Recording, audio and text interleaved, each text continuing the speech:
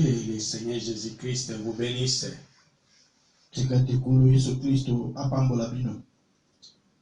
Nous continuons avec notre enseignement sur les 7 fléaux.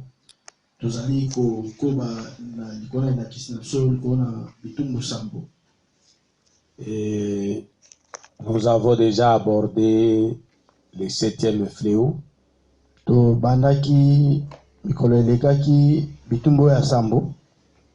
Et nous allons poursuivre avec ça. Je voudrais que nous puissions lire dans Exode chapitre 8.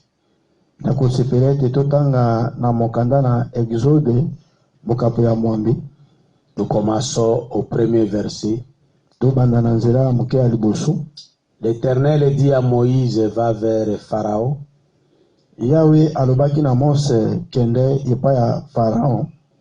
Et tu lui diras, ainsi parle l'Éternel. Laisse aller mon peuple afin qu'il me serve. Si tu refuses de les laisser aller, je vais frapper par des grenouilles toute l'étendue de ton pays.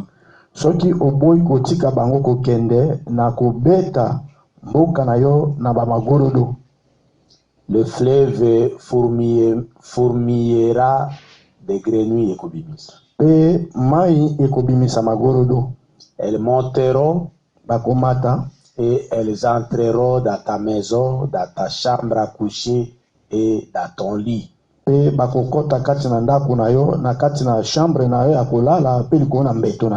Dans la maison de tes serviteurs et dans celle de ton peuple. Dans tes fours et dans tes pétrins.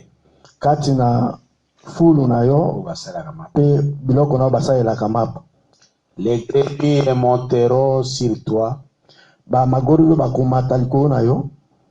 sur ton peuple et sur tous les serviteurs. L'Éternel dit à Moïse, dit à Aaron, étends ta main avec ta verge sur les rivières.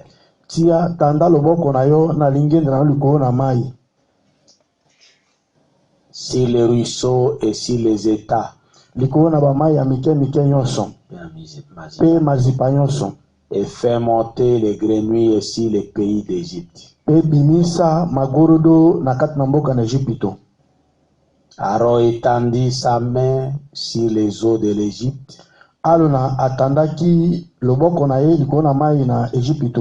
Et les grenouilles montèrent et couvrirent le pays d'Égypte.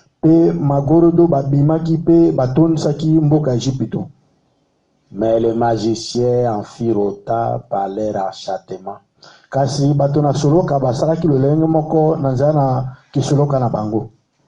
Ils firent monter les grenouilles sur le pays d'Égypte.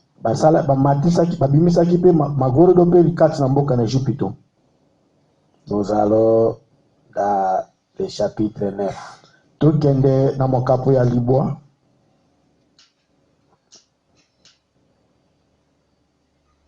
Il dit là-bas, nous allons au verset chapitre 9, verset 7, à partir de 7.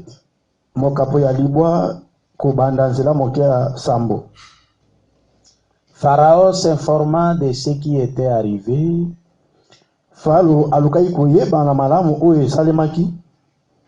Et voici, pas une bête des troupeaux d'Israël n'avait péri.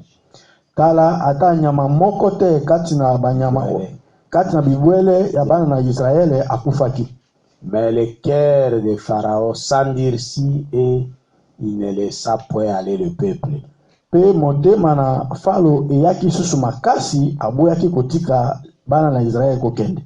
Verset 8, l'Éternel dit à Moïse et à Aaron,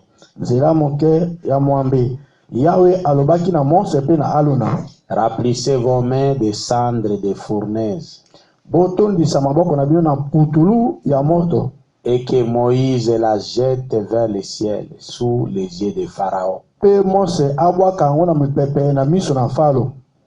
9. Elle deviendra une poussière qui couvrira tout le pays d'Égypte. Libwa ekokoma putulu oyo ekotonda mboka na Egypte mobimba. Et elle produira dans tous les pays d'Égypte. Pe ekobotisa na kati na mboka mobimba ya Egypte. Si les hommes et si les animaux des îles serrent. Likolo na bato pe likolo na banyama bapota.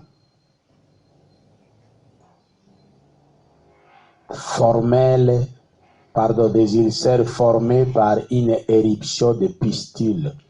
Bapota oyo ebotami na bapota bakusu. Ils prirent de la cendre de fournaise et se présentèrent devant Pharaon. Azwaki putulu na moto. Ils prirent. Bazwaki putulu na moto pe bakendeki liboso na Pharaon. Moïse la jeta vers le ciel. Mose abwakaki yango na lola na likolo. Et elle produisit si les hommes et si les animaux des ulcères. Pe putulu wana ebotisaki likolo na bato pe likolo na banyama bapota. Formés par une éruption de pistules. Oyo ewutaki na bankusu. Pistile ezali ba bouton oyo eza na tofina na kati. Ewutaki na ba bouton oyo ezaki na tofina na kati. Et vous verrez qu'à tout moment qu'il faisait ça, les magiciens imitaient toujours ce signe-là. Pe bokomona ete tango nyonso bazali kosala yango bato na soloka babanda pe koluka komekola kosala eloko wana. À tout moment, quand ils ont appelé les grenouilles, les magiciens aussi ont appelé les grenouilles. Na tango nyonso babengaki magorodo bato na soloka pe babengaki ba magorodo. Et même ici avec les pistiles, les magiciens aussi ont imité ça. Ata awa na bambuma oyo bimaki na tofia na kati bato na soloka pe bamekolaki yango. Mais jusqu'à ce qu'il y ait le dernier signe. Kino ete elembo ya suka ekokisamaki. C'était la mort de tous les premiers-nés de l'Égypte. Ezalaki kufa ya mwana nyonso ya liboso ya Egypte. Et Dieu a frappé depuis la maison de Pharaon jusqu'à la maison des plus petits et jusqu'aux animaux, la mort de tous les premiers-nés. Penzambe abetaki na kufa bana nyonso ya liboso banda na ndako na Pharaon pe na basai na ye pe banyama nyonso pe bato oyo ya mikemike nyonso na kati na libota na ye. Je vais lire dans Exode chapitre 12 verset 11 à 13. Na kotanga na mokanda na Exode mokapo ya 12 nzela moke ya 11 kino 13. Quand vous les mangerez, vous aurez vos reins sains. Tango bino boko lia yango boko zala na loketo na bino bolati mokaba. Vos souliers aux pieds, sapato na makolo, et votre bâton à la main, na bino na maboko, et vous les mangerez à la hâte. C'est la Pâque de l'Éternel. Cette nuit-là, je passerai dans le pays d'Égypte. Et je frapperai tous les premiers-nés du pays d'Égypte. Depuis les hommes jusqu'aux animaux. Et j'exercerai des jugements contre tous les dieux de l'Égypte. Je suis l'Éternel. Le sang vous servira de signe. Sur les maisons où vous serez, je verrai le sang et je passerai par-dessus vous. Et il n'y aura point de plaie qui vous détruise tout. Quand je frapperai le pays d'Égypte. Nous allons dans Apocalypse chapitre 9.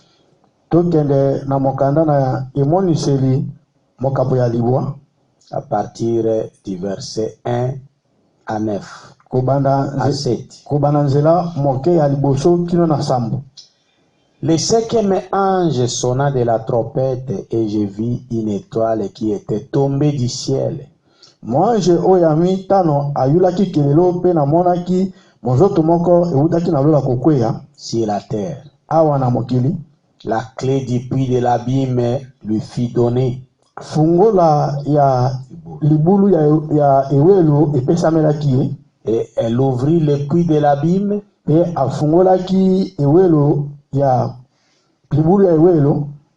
Et il monta du puits une fumée comme la fumée d'une grande fournaise. Pe milinga moko ebandaki kobima na libulu wana lokola milinga ya moto makasi. Et le soleil et l'air furent obscurcis par la fumée du puits. Pe moi pe sanza ekomaki moindo na milinga wana ya libulu. De la fumée sortirent des sauterelles qui se répandirent sur la terre. Pe kati na milinga wana bamabanki babimaki oyo bapanzanaki na mokili mobimba. Et écoutez, il dit, boyoka alobi, et il leur fit donner un pouvoir comme le pouvoir qu'ont les scorpions de la terre. Pe epesamelaki bamabaki wana nguya moko lokola nguya oyo ezali kati na bascorpion oyo ya mabele. Il leur fit dit de ne point faire de mal à l'herbe de la terre. Elobamelaki bango ete basala mabe te na matiti na mabele. Ni à aucune verdure. To na kasa moko te. Ni à aucun arbre. To na nzete moko te. Mais seulement aux hommes qui n'avaient pas les sceaux de Dieu sur les fronts. Kasi basala mabe kaka epa na bato bazalaki te na elembo na Nzambe na elongi na bango. Verset 6, 5, il leur fit donner non de les tuer. Zela moke ya motoba epesamelaki bango ya mitano epesamelaki bango ete baboma bango te. Mais de les tourmenter pendant 5 mois. Kasi konyokola bango sima na sanza mitano. Kati na sanza mitano. Et les tourments qu'elle causait étaient comme les tourments qui causent les scorpions. Pe minyoko oyo ezalaki kopesa bango epa na bamabanki wana ezalaki lokola minyoko oyo bascorpion bapesaka. Quand il pique un homme. Tango azali kosoa moto moko. À ce jour-là, les hommes chercheront la mort. Na mokolo wana bato bakoluka kufa. Et ils ne la trouveront pas. Parce que bango bakozwa kufa te. Ils désireront mourir. Bako sepela kokufa. Et la mort fuira loin d'eux. Pe liwa ekokima mosika na bango. Ces sauterelles, verset 7, ressemblaient à des chevaux préparés pour le combat. Babaki wana bazalaki lokola bapunda o babongisami pona itumba. Il y avait sur leur tête comme des couronnes semblables à de l'or. Ezalaki likolo na mutu na bango na moto lokola ya wolo. Et leur visage était comme des visages d'hommes. Pe elongi na bango ezalaki lokola elongi na bato. Ils avaient des cheveux comme des cheveux de femmes. Bazalaki na suki lokola suki na basi. Et leurs dents étaient comme des dents de lion. Pe mino na bango ezalaki lokola mino na bakosi. Ils avaient des cuirasses comme des cuirasses de fer. Bazalaki na nguba lokola nguba. Nguba te lingwanda. Bazalaki na lingwanda lokola lingwanda oya libende. Et le bruit de leurs ailes était comme un bruit de char à plusieurs chevaux. Pe makelele ya mapapu na bango ezalaki lokola makelele ya char ya chevaux mingi. Ya ba char oyo eza na bapunda ebele. Qui courent au combat. Oyo bazali kokima kuna Oyo ezali kokima na etumba. Char de likalo. Amen. Amen.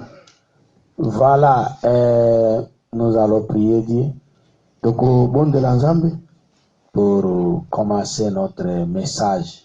Pona kobanda sango na biso. Seigneur Jésus-Christ, créateur des cieux et la terre. Kole Yesu Kristo mokeli na likolo pe na se. Nous te bénissons, nous te louons. Topamboli o pe tokumisi yo. Parce que tu es merveilleux pour nous. Po ete yo ozali malamu pona biso. Tu nous as fait grâce, Seigneur, de nous amener dans ta présence à ce moment. Osaeli biso ngo lokolo po omema biso na bozali na tango oyo. Maintenant, nous voulons écouter ta parole. Sikoyo tolingi koyoka liloba na yo. Nous te prions que ton onction du Saint-Esprit puisse descendre ici. Bondeli ete epakola mino ya molimo mosantu elekana kokita awa pour moindre, mpona kopakola ngai, afin que mes pensées puissent mourir à moi-même et que je puisse transmettre seulement la pensée de Christ. Na ntina ete makanisi na ngai likana kokufa kati na ngai moko mpe likana kopesa kaka makanisi na Kristo. Ouais, aussi l'interprète par le même Saint-Esprit. Pakola pe molimboli kaka na molimo mosantu moko. Et que la pensée de Christ puisse être en lui. Pe makanisi na Kristo ezala kati na ye.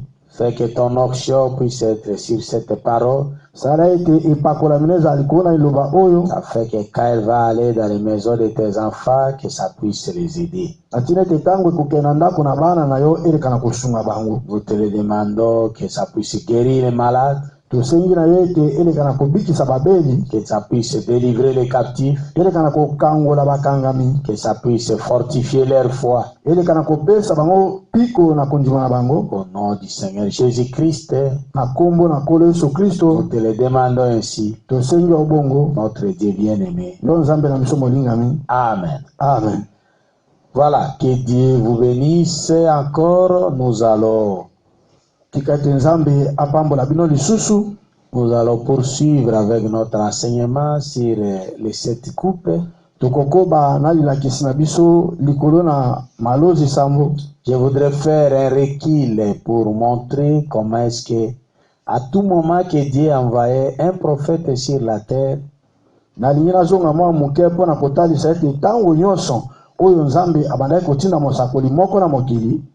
ce prophète-là amenait des fléaux. Après son message, après que les incrédules aient rejeté son message, et je vous ai lu la citation dans la religion de Jézabel.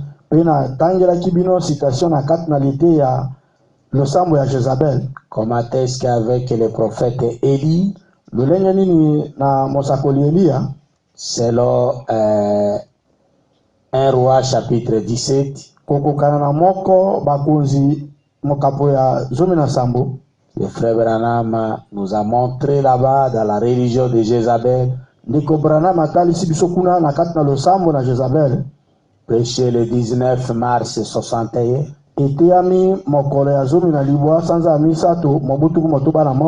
paragraphe 97 jusqu'à 98, il dit ensuite, qu'est-ce qui est arrivé après ça?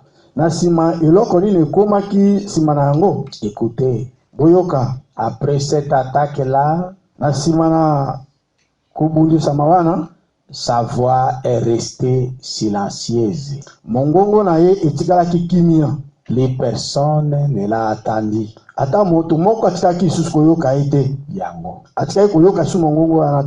Dieu l'a retiré de la scène. Il a dit, Élie, tu as fait connaître ton message à tout Israël.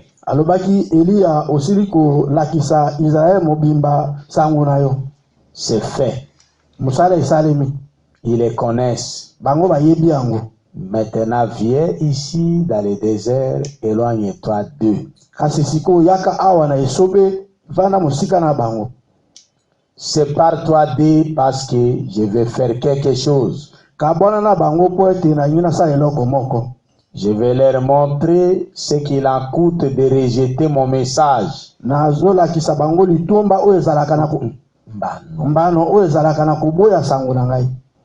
Qu'est-ce qu'il y a ici? Qu'est-ce qu'il y a eu? La guerre, la famine, la disette, Bozangi. 98. Ainsi dit le Saint-Esprit,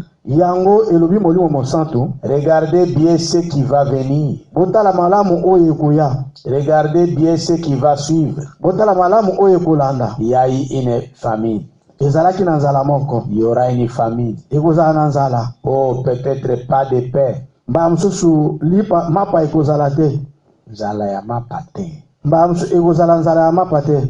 peut-être pas de paix, mbala mosusu nzala ya mapate, mbala mosusu nzala ya mapate, mais d'attendre la parole de Dieu et sa vérité. Kasi ya koyoka liloba na Nzambe pe solo na yango. Toutes les églises entretiendront des relations sociales. Masambo nyonso ekokota na boyokani ya kati na bato.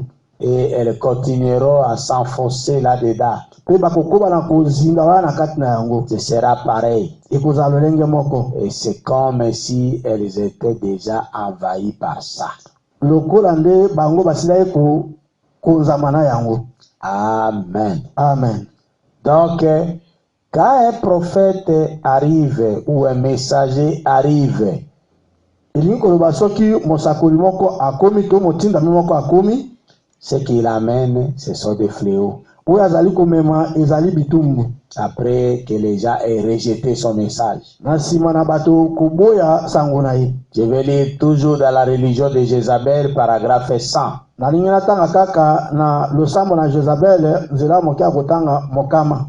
Quand Dieu envoie un message, tango Nzambe azali kotinda sango moko, qu'il le proclame aux gens, asakoli yango epa na bato, et que ceux-ci ne le reçoivent pas, pe bato oyo bayambi yango te, alors il retire son serviteur. Atango wana azwi mosali na ye, et il envoie ses fléaux. Pe atindeli bato wana bitumbu na ye, la famine, nzala, la mort, kufa spirituelle et physique aussi. Kufa na molimo pe ya nzoto.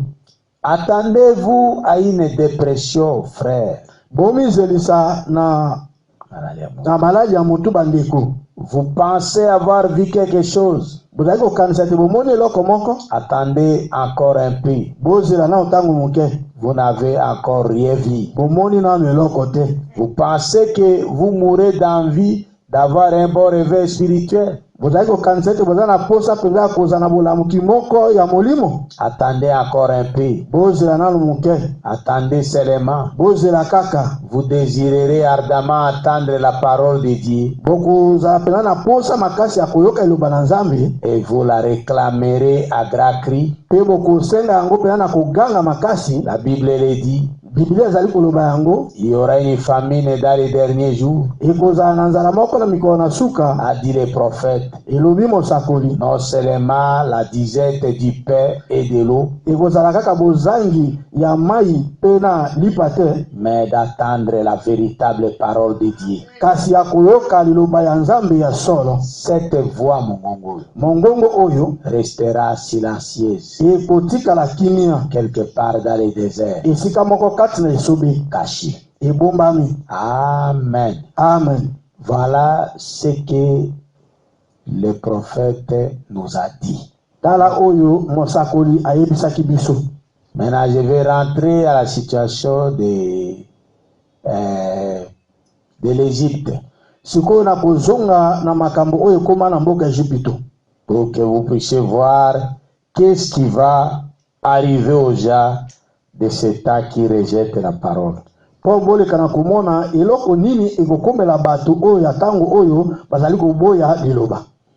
vous allez voir ça. Nous allons dans la prédication, la rédemption par la puissance.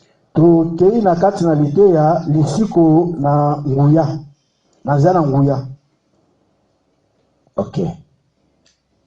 La rédemption par la puissance. Nous allons voir ça.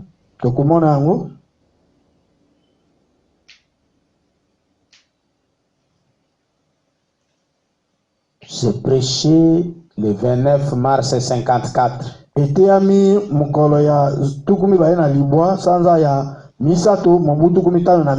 Frère Branham avait nous parlé de la mort des premiers-nés en Égypte.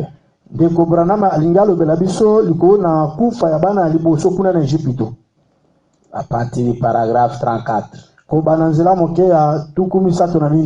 Prenons Exode chapitre 12. Verset 10. Voici ce que nous avons lu. La rédemption par le sang. Dieu avait ordonné qu'on immole un agneau dans chaque maison. Nzambe apesaki ndingisa ete baboma mwana na pate na ndako mwana na pate moko na ndako moko et on ne devrait rien en laisser. Pe bakwai kotika ta eloko moko te na kati na mwana na pate wana. 35. Tukumi satu na mitano. Les jugements étaient en train de tomber. Bitumbu ezalaki kokweya. Et le dernier jugement était donc prêt à tomber. Dieu allait accomplir sa parole à la lettre. Et tous ces jugements en ce temps-là étaient un signe parfait. Ou plutôt un type parfait de jugements qui sont prêts à tomber maintenant. 36. Et si vous le remarquez bien, avant que le jugement tombe, eh bien, le ministre peut ne pas être d'accord avec moi là-dessus. Ce qui est en ordre. Mais avant que le jugement commence à frapper l'Égypte, Dieu avait envoyé Israël à Goshen. Ils étaient à Goshen. Et aucun fléau n'était tombé sur eux. C'était un type parfait de l'église qui est transporté au-dessus de la tribulation.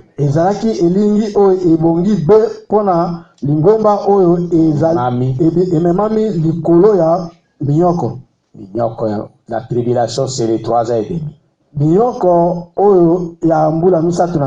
Quand on parle de la tribulation, c'est pendant les 3 ans et demi.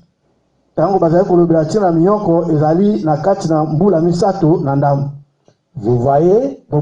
Très bien. Donc, Goshen représentait pour Israël l'église qui est enlevée avant les 3 ans et demi où les souffrances vont tomber sur la terre. Goshen ezalaki kotalisa lingomba oyo enetolamaki yambo mbula misato na ndambo ekokisama oyo miyoko ekoleka na kati. Miyoko ekoleka na mokili. Parce que pendant les 3 ans et demi, il n'y aura plus de grâce sur cette terre pour le côté des nations. Poete kati na mbula misato na ndambo ngolu ekozali susu te likona mabota. Et ce sera terrible. Pe ekozala pasi. Ce sera des jugements sur la terre. Mais ces jugements-là ont commencé aujourd'hui. C'est pourquoi nous allons lire Goshen dans un sens représente l'épouse qui est enlevée.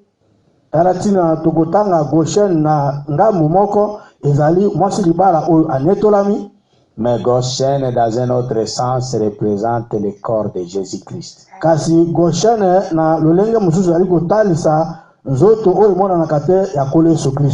Dans lequel nous devons courir vite pour aller nous y réfugier. C'est ce que le frère Branham va nous dire dans la prédication et tu ne le sais pas. Et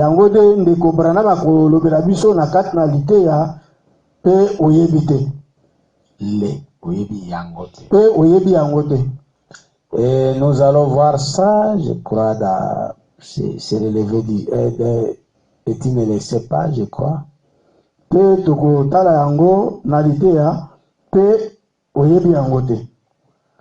vais voir ça pour vous lire ce que le frère Branham nous dit concernant Goshen.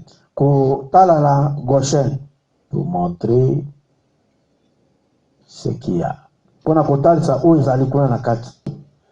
Et tu ne laissais pas prêcher le 15 août 65.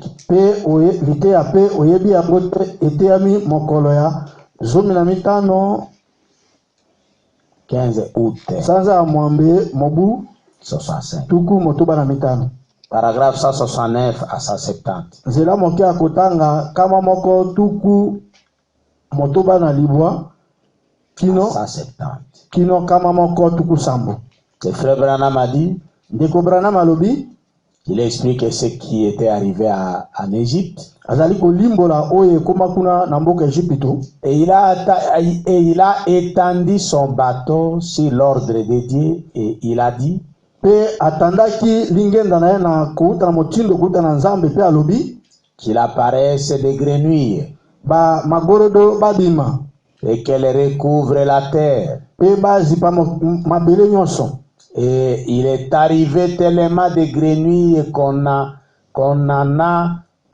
a faisait des tas, maboki. Oyo bagorodo babimaki ebele babandaki kosangisa bango maboke Ça pillait partout. ezalaki kopesa solo bisika nyonso. Il y avait des montagnes de grenouilles ezalaki na ngomba ya magorodo de 10 à 15 mètres de haut. oyo esalemaki bametre 10 kino na 15 ya likolo. Il y en avait dans les placards de Pharaon Babi. ezalaki na kati na bamiri ya Pharaon. Il y en avait dans on soulevait les draps, on trouvait 500 grenouilles sous les draps. ezalaki asisi maloba te soki batokolaki dra bakuti bamagorodo kama 5 na likolo na mbeto, sous les lits, likolo na se ya mbeto, dans la bouffe, kati ya biloko, na kati na biloko ya kolia. partout ils allaient. bisika nyonso babandaki kokende. Il y avait des grenouilles, ezalaki na magorodo, des grenouilles et encore des grenouilles. magorodo pe lisusu magorodo. D'où est-ce qu'elles venaient? magorodo na babandaki kowuta wapi? Frère Branham donne 4 coups sur la chair. Ndeko Branham abeti mbala mine likolo na etumbelo. Dieu le créateur est souverain. Nzambe mokeli azali mokonzi ye moko. Ce qu'il dit, il le fait. Oyo ya lobi asalaka yango. Écoutez, bolanda. Et il a dit pe alobaki qu'on verrait des choses horribles sur la terre. Bakomona tokomona makambo akokamwa awa na mokili. Ya somo. Oya somo awa na mokili. Maintenant, il a pris l'état de Moïse, il amène ça en comparaison à notre état aujourd'hui. Sikoyo azwi tango na Mose pona kokokanisa na tango na biso lelo. Il dit, quand il termine de parler des grenouilles dans le paragraphe 161, tango azali kosisa koloba likolo na magorodo na kati na nzela moke akotanga kama moko tuku motoba na moko. Et dans 170 directement, il parle de notre temps. Pe na kama moko tuku sambo alobeli tango na biso. Et il a dit qu'on verrait des choses horribles sur la terre. Pe alobaki ete tokomona makambo na somo awa na mokili. Des sauterelles avec des cheveux comme les femmes. Bamabaki o bazana suki lokola ya basi. C'est ce que nous venions de lire dans Apocalypse 9. Yango te toutai kotanga na imoniseli libwa. Des dents comme des dents de lion, toujours de ces sauterelles. Bamabaki wana mino na bango lokola mino na bakosi. Et un dard dans la queue comme les scorpions et suelo. Pe esuelo ya kati na mino na bango lokola o esuelo na mokondo. Esuelo na mokondo na bango lokola o ya scorpion.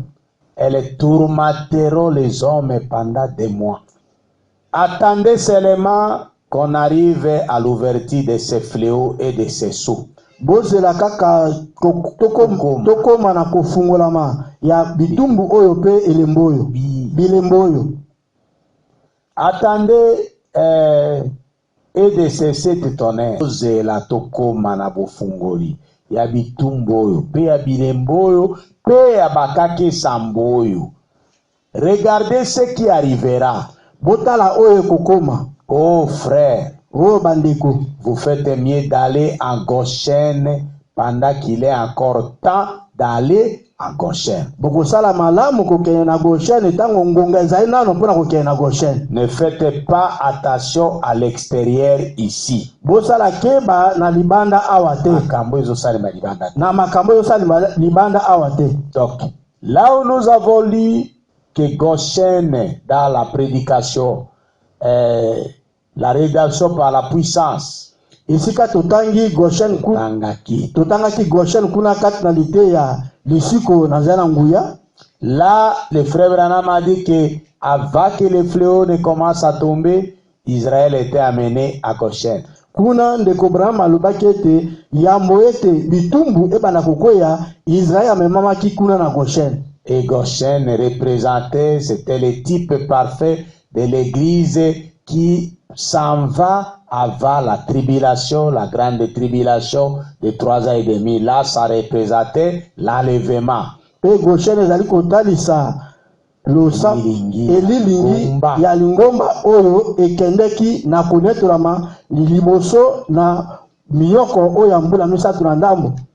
Mais ici, kasi awa, le contexte dans lequel frère Branham parle, lolenge oyo ndeko baba ikolobela tina na Goshen awa, quand il dit attendez seulement qu'on arrive à l'ouverture de ces fléaux, de ces sauts et de ces 7 tonnerres. Regardez ce qui arrivera. Oh frère, vous faites mieux d'aller en Goshen pendant qu'il est encore temps d'aller à Goshen. Ça, c'est l'état présent. Ce n'est pas pendant pour aller à l'enlèvement. Ça, c'est ici. Donc, Goshen ici représente dans le corps de Christ. Parce que la Bible a dit dans Apocalypse 9:4, celui qui avait, il faut que les sauterelles la fassent du mal à ceux qui n'avaient pas le sceau de Dieu sur leur front.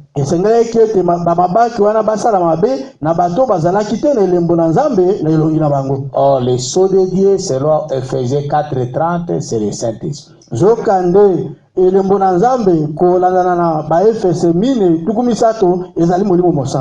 quand nous prenons même Ézéchiel chapitre 9, verset 1 à 10, il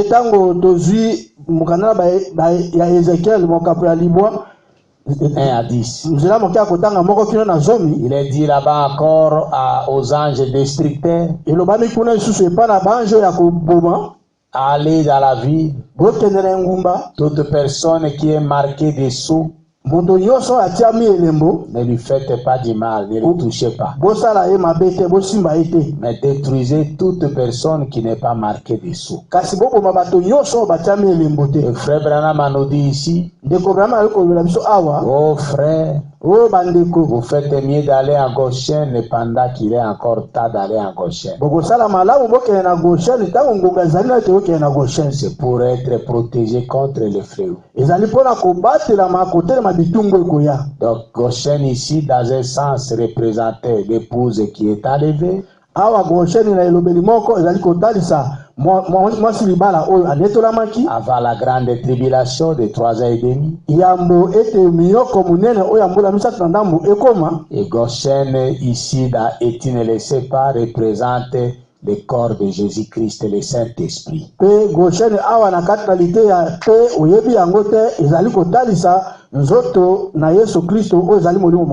Quand vous avez le Saint-Esprit, les fléaux ne peuvent pas vous toucher. Pourquoi frère Branham a dit ne faites pas attention à l'extérieur ici. Il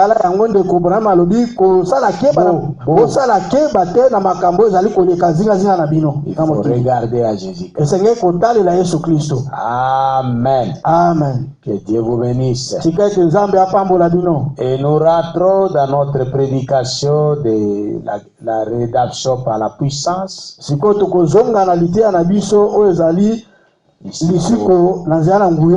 Et nous continuons au paragraphe 37. Si je suis allé lire et tu ne le sais pas, c'était pour expliquer Goshen dans tous ses sens. Parce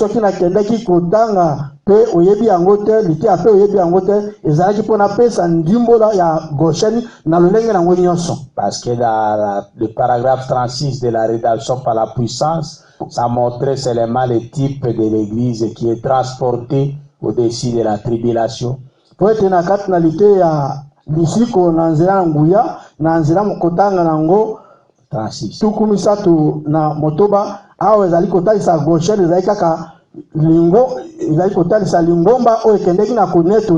avant la grande tribulation.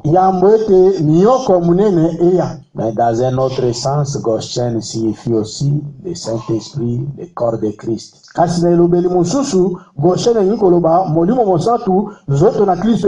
C'est là qu'on est caché en sécurité. En sécurité.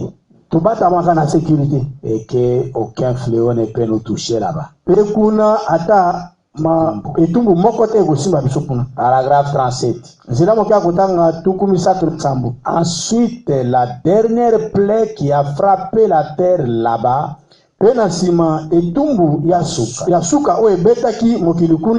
ou plutôt qui a frappé l'Égypte, c'était la mort.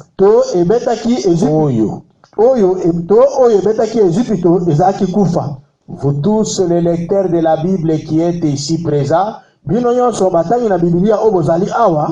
connaissez vos leçons de l'école de dimanche et tout. Vous avez peut-être utilisé plusieurs fois ce passage des Écritures. Mais la mort était le dernier ennemi qui a frappé l'Égypte.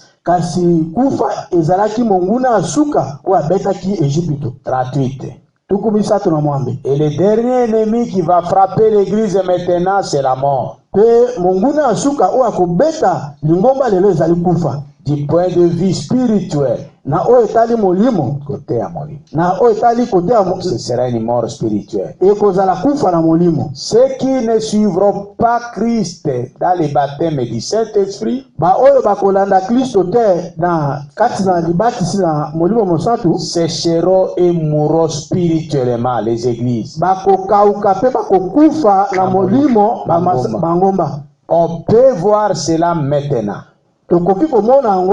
Après que beaucoup de grands réveils et d'évangélistes ont parcouru le pays,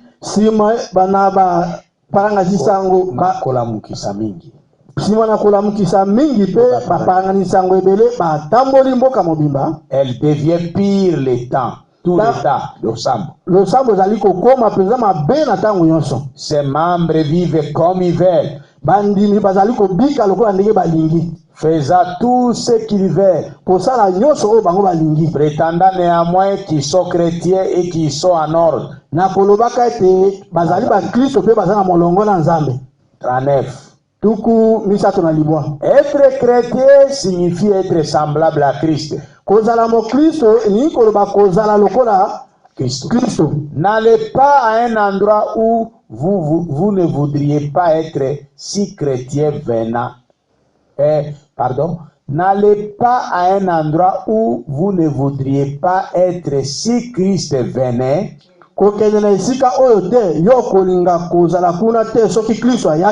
Ne dites rien que vous ne voudriez pas être en train de dire lorsque Christ viendra. Ne faites pas quelque chose que vous n'aimeriez pas être en train de faire lorsque Christ viendra.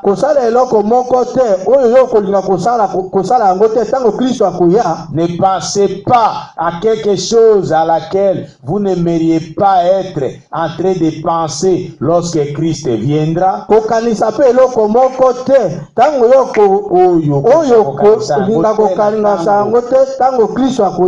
Gardez votre seul objectif, votre cœur centré sur le calvaire. Amen. Amen. Marchez dans la lumière, comme lui est dans la lumière. Et nous avons communion les uns avec les autres. Le sang de Jésus-Christ, le Fils de Dieu, nous purifie de toute injustice. Il s'agit des méthodistes, des baptistes et de nous tous ensemble. Cela fait de nous un en lui. ezali kosala na biso nyonso moko kati na ye. Amen. Amen. Qu'est-ce que Frère Branham avait nous dire ici? Eloko nini ndeko Branham ikolobe na biso awa? Il faut être chrétien. Esengeli kozala mokristo. Et pas un chrétien de nom, mais un véritable chrétien. Mokristo ya kombo te mokristo penza ya solo. Vivez de sorte que si Christ venait maintenant, Bika na lolenge te tango soki Kristo akoya sikoyo, qui vous trouve en train de dire la chose correcte, akuta yo ozali koloba eloko penza na sembo. qui vous trouve en train de penser à une chose correcte, Akuta yo ozali kokanisa na eloko moko ya malamu. qui vous trouve en train de faire quelque chose de correct. Akuta yo ozali kosala eloko moko ya malamu. Ne soyez pas un chrétien seulement devant les gens. Kozala mokristo te kaka liboso na bato. Mais quand vous êtes seul, vous pensez comme un païen. Kasi tango yo ozali yo moko ozali kokanisa lokola mopagano. Vous parlez comme un païen. Ozali koloba lokola mopagano. Vous vivez comme un païen. Ozali kobika lokola mopagano. Là, ça montre que vous n'avez pas les signes. Wana ezali kotalisa ete yo ozali na elembo te. Vous n'avez pas les sceaux de Dieu. Ozali na elembo na Nzambe te. Et vous ne pouvez pas être protégé contre ces fléaux. Pe yo kobatelama te kotelemela etumbu oyo. Bitumbu oyo. Paragraphe 40, toujours la rédaction par la puissance. Zela moki ya tuku mine kana lideya lisiko na nzela nguya. Eh bien, la dernière chose était la mort. Pe malamu eloko ya suka ezalaki liwa. Alléluia. Amen. Et avant que cette mort survienne, Pe yambo ete liwa wana eya. une expiation avait été faite pour être préservé de cette mort. Kosopa makila moko esalemaki ete bato baleka na kobatelama na kufa ezalaki koya. Vous voyez ça, frère? Bomoni yango bandeko. Il faut être sous le sang de Jésus-Christ pour être protégé des fléaux de Dieu. Esengeli kozala na se ya makila na Yesu Kristo mpona kobatelama na bitumbu na Nzambe. Pour tous ceux qui désirent y échapper. Mpona ba oyo nyonso baza na posa ete ya kokima liwa wana. Paragraphe 41. Zela moki ya kotanga tuku mine na moko. Une expiation avait été faite avant la première destruction du monde antédiluvien. Bolimbisi moko ya masumu esalemaki yambo ete mokili ya Noa ebebisama. Dieu avait un prédicateur de la justice, Nzambe azalaki na motei moko ya boyengebeni, Noa. Et celui-ci a prêché 120 ans. Pe Noa ateyaka nsima kati na mibu kama moko na tuku mibale. Pour que les gens entrent dans l'arche. Po ete bato bakota kati na masuwa. Et pour ceux qui volontairement avaient refusé d'y entrer, pe mpona ba oyo baboyaki kokota na masuwa na nko, il n'y avait rien qui était resté sinon le jugement. Eloko moko te etikaki mpona bango kaka kosambisama pe Donc le déluge du temps de Noé, c'était le jugement de Dieu qui était tombé sur les incrédules. Pela na tango na Noa ezalaki kosambisama na Nzambe oyo ekweyaki likolo na bazali kondima. Et pourquoi le temps de Noé était comment? Quand vous lisez Genèse 6. Tango bozali kotanga Genèse motoba tango na Noa ezalaki ndenge nini? La Bible dit les filles des hommes étaient devenues trop belles. Bible ezali koloba ete bana na bato, les filles bana na basi na bato, bana basi na bato bakomaki kitoko koleka. De sorte que les fils de Dieu les ont prises pour femmes. Na nzela ete bana mibali na Nzambe bazwaki bango lokola basi. Et Dieu s'est repenti d'avoir créé l'homme. Pe Nzambe abongolaki motema mpona nini akelaki moto. Et Dieu a décidé, je vais détruire la terre. Pe Nzambe azwaki mokano na koboma mokili. Or la Luc chapitre 17 zoka na Luka mokapa 17 verset 26 à 30, il est dit: nzela moki ya tukumi bale na motoba kilo tukumi sato alobi, au jour de la venue du Fils de l'homme, c'est-à-dire à notre jour aujourd'hui, na mokolo ya boye ya mwana na moto elikoloba na mokolo na biso lelo, dans notre âge aujourd'hui, na kati nekeke na biso lelo, ce sera comme les jours de Noé. Ekozala lokola mokolo na Noa, déjà mariés, bato bazali kobala leurs enfants, bazali kobalisa bana na bango, les gens se mariaient. bato bazali kobala. Frère Branham a dit c'est quoi? Ndeko ba lobi ezali nini? Ça signifie que la beauté de la femme va augmenter en ces derniers jours. Elingi koloba ete kitoko na mwasi kokoma susu makasi na mikolo ya suka, comme c'était dans Genèse 6 au temps de Noé. Lokola ezalaki na Genèse motoba na tango na Noa. Et Frère Branham a prêché une prédication intitulée les clignotants, le signal rouge clignota de sa venue. Et Frère Branham a dit, quel est ce signe-là qui est clignota? Ce signe rouge-là qui clignote, qui montre que la venue du Seigneur est proche.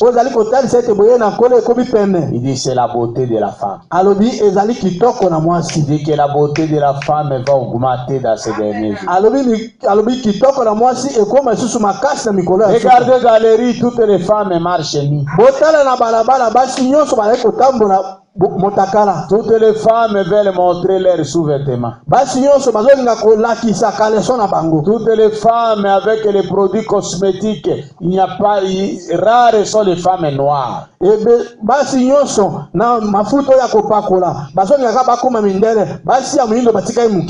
Voilà ce qui est caractéristique et ce qui est la caractéristique de cet âge.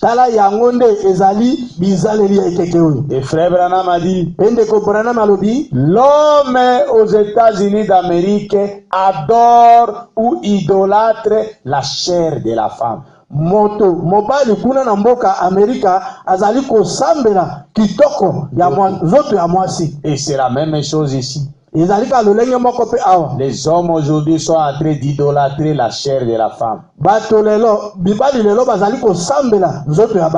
Et pour la chair de la femme, ils peuvent tuer quelqu'un. Les hommes oublient Dieu à cause de la beauté de la femme. Or, c'est la beauté de la femme avec sa beauté séduisante qui a introduit la mort en Éden.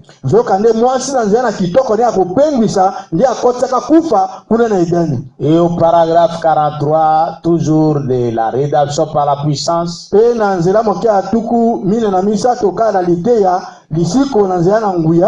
bien, nous voyons qu'avant cette nuit très effrayable n'arrive, avant que cette nuit très effrayable n'arrive,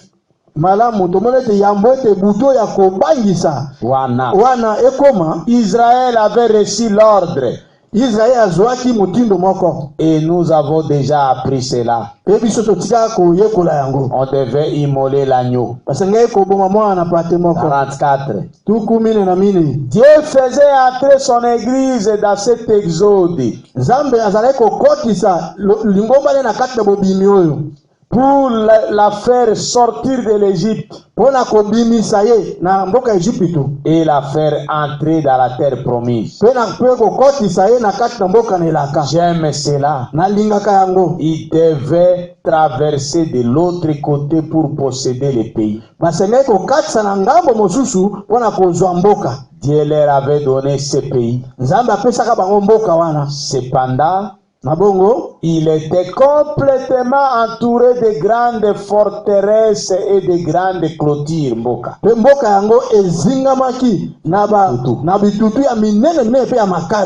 Et la ville de Jéricho était entourée de murs au-dessus desquels pouvaient se faire des courses de chars. Ngumba oya Jericho zingamaki na etutu bitutu oyo bakwe kosala kosima bashar etambo alikona bitutu wana. Et pensez-y, mais Dieu avait dit, je vous l'ai donné, elle vous appartient, mais il devait détruire, la détruire complètement. 45.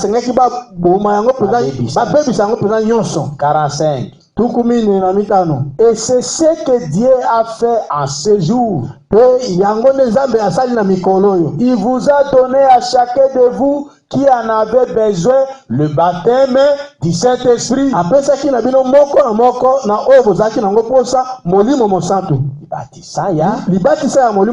Mais vous devez entrer et posséder cela.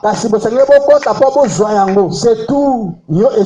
Combattez toutes les divergences, démolissez les murs et entrez là et possédez-les. bobunda bolongo bobundisa kotelemela na nyonso bebisa bitutu bokokota wana kozwa yango. Alléluia. Amen. C'est ça le problème aujourd'hui. Yango nde likambo lelo. Alléluia. Amen. Alors je vais continuer. Je vais lire dans les signes de ce jour. Nakotanga nakatna elembo ya mikolo yo. Ya bilembo ya mikolo yo. Dans la prédication, les 5 jonctions du temps. Na katina lite ya bikuta ni mitano ya tango.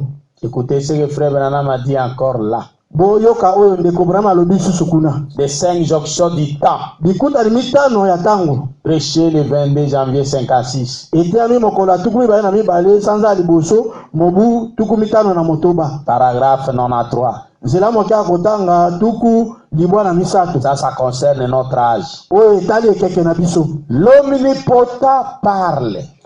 Oyo aleki na nguya azali koloba. Le miracle s'accomplit. Oyo aleki na nguya azali koloba pe bikambo azali kosalema. Pourquoi n'entrez-vous pas pour aller avec nous? Pona nini ozali ko bino boza kokota. Pona nini bino bozali kokota te po ke na biso elongo. Nous serons contents de vous avoir avec nous. Tokozana na isengo na kozwa bino kat na biso. De vous appeler notre frère. Na kobenga bino bandeko na biso ya mibali. Ndeko na biso. Bandeko na biso. Osangirie ndeko na biso ya mobali. Ya kobenga yo ndeko na biso ya mobali. Notre sœur. Ndeko na biso ya mwasi. Je ne veux pas dire que vous ne l'êtes pas. Na lobite na lingi koloba te bino bozali bandeko na biso ya mwasi to ya mobali te. Dans un sens. Na elobeli moko. Mais j'aimerais que vous entriez dans la bénédiction. Kasi na lingi te bokota kati na lipamboli. Un jour, dit la Bible, mokolo moko Biblia zali koloba, des choses arriveront sur cette terre. Makambo ekokoma na mokili oyo. Des maladies et autres. Maladi pe makamususu. Et tous seront frappés par des fléaux. Pe nyonso bato nyonso bakobeta na bitumbu au point que leur chair pourrira sur eux et tout. Mais la Bible dit, ne vous approchez pas de l'un de ceux qui ont le sceau de Dieu sur leur front. Ça c'est Apocalypse 9:4. Libwa mine. Et le sceau de Dieu, c'est le baptême du Saint-Esprit. Et bien vous les frères adventistes, je n'aimerais pas être en désaccord avec vous sur le fait que c'est le 7e jour. Il n'y a pas de passage d'écriture pour soutenir cela. Mais la Bible dans Ephésiens 4:30 dit,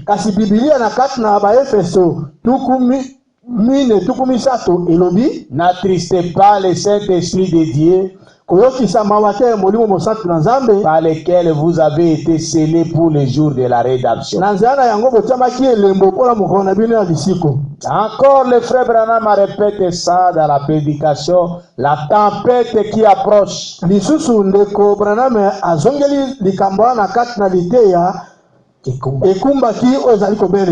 Prêché le 29 février 60.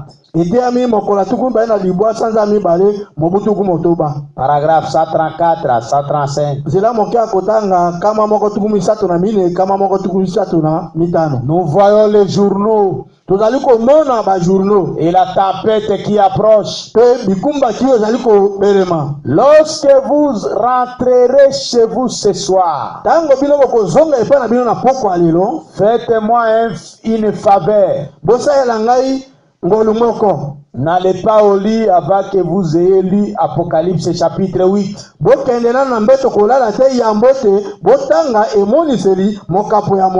Voyez les fléaux et la tempête qui approchent et qui frapperont la terre. Et les tonnerres et les éclairs ébranleront le ciel.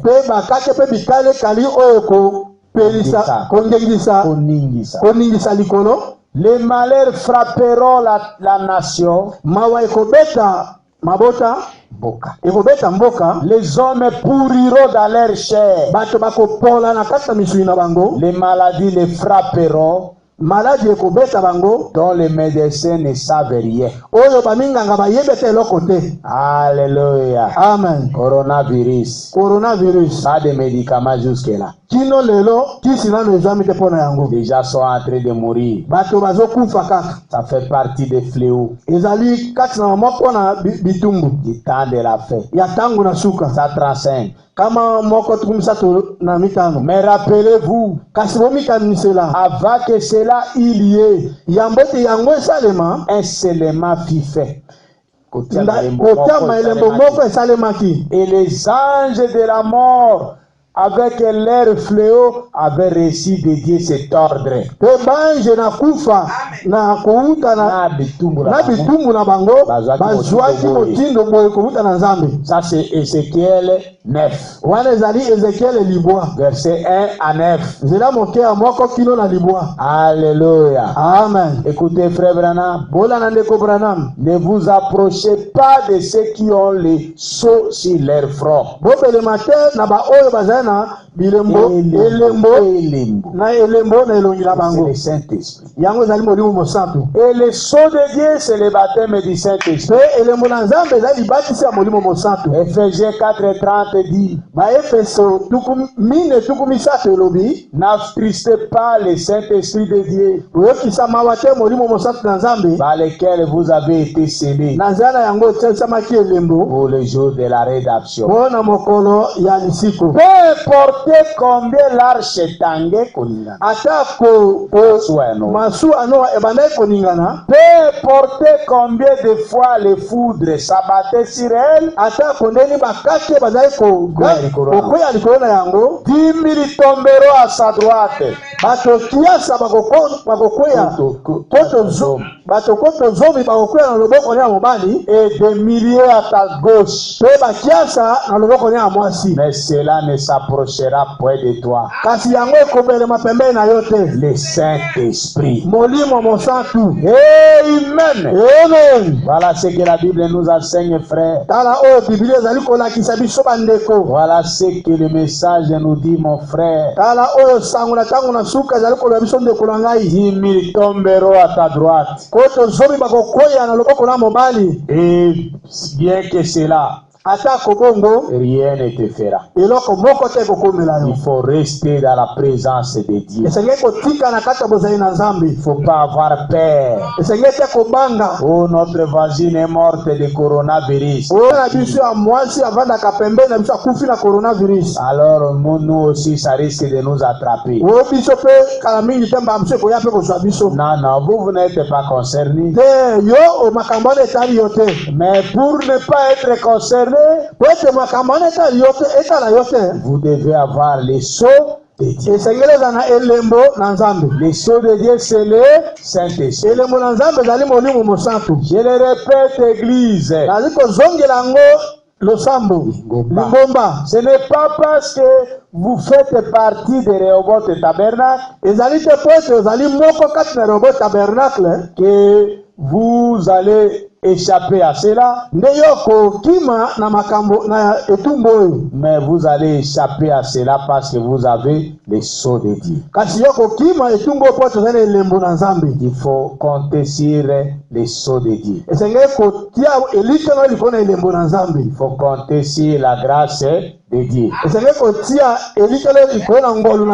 C'est là que Dieu va vous protéger. Votre protection, c'est dans la parole de Dieu. Quand vous êtes dans la parole de Dieu, alors Dieu va prendre soin de vous. Mais quand vous n'êtes pas dans la parole de Dieu, vous n'êtes pas en sécurité, mon frère. Vous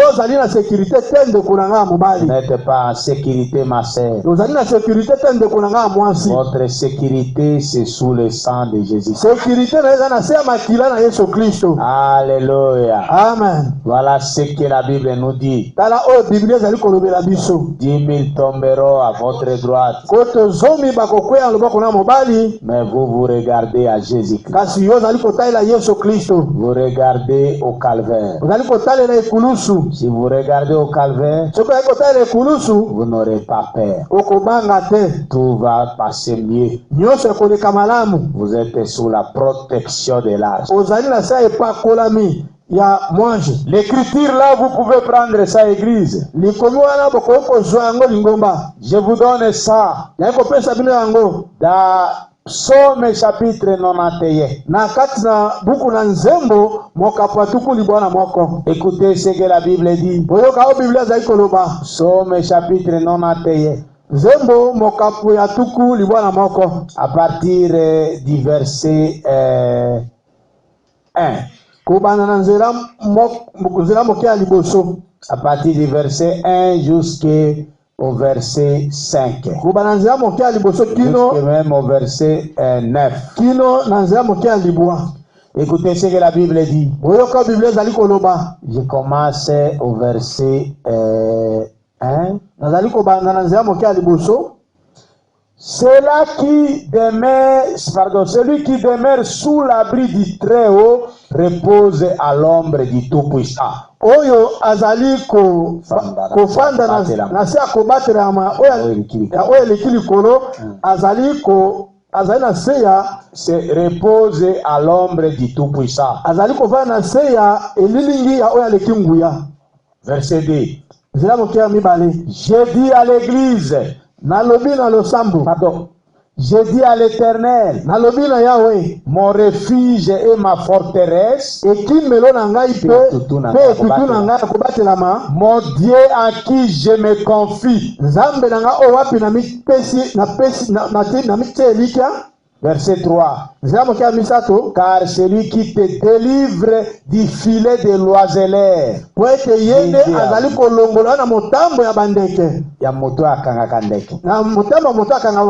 Vous voyez que celui qui cherche les oiseaux, il utilise le filet comme le filet de poisson. C'est ça pour attraper les gens.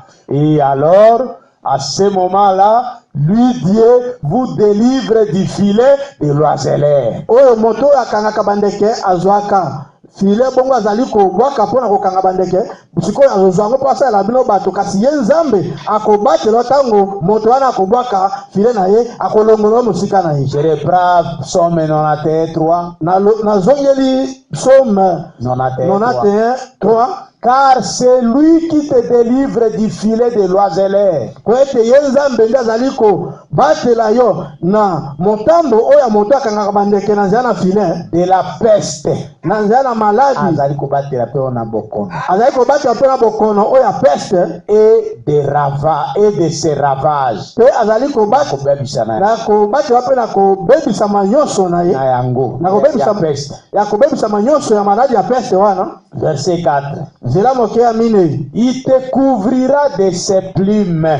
Ye akozipa yo na mapapu na ye. C'est qui? Ezali nani? Dieu. Nzambe. Dieu te couvrira de ses plumes. Nzambe akozipa yo na mapapu na ye. Et tu trouveras un refuge sous ses ailes. Pe okozwa ekimelo na se ya mapapu na ye. Notre Dieu, c'est la mère aigle. Nzambe na biso azali mama pongo. Il a les deux ailes de l'aigle. Azali na mapapu mibale ya bapongo. Et vous savez les ailes de l'aigle c'est quoi? Pepo yebi lipapu ya pongo zali nini? L'acier et le Nouveau Testament. Kondima ya kala pe na kondima ya sika. C'est-à-dire notre protection c'est dans la parole de Dieu. Eliko le makombate ya manabiso zali katelo bana Nzambe. Quand vous restez dans la parole mon frère ma sœur, vous êtes protégés. Mais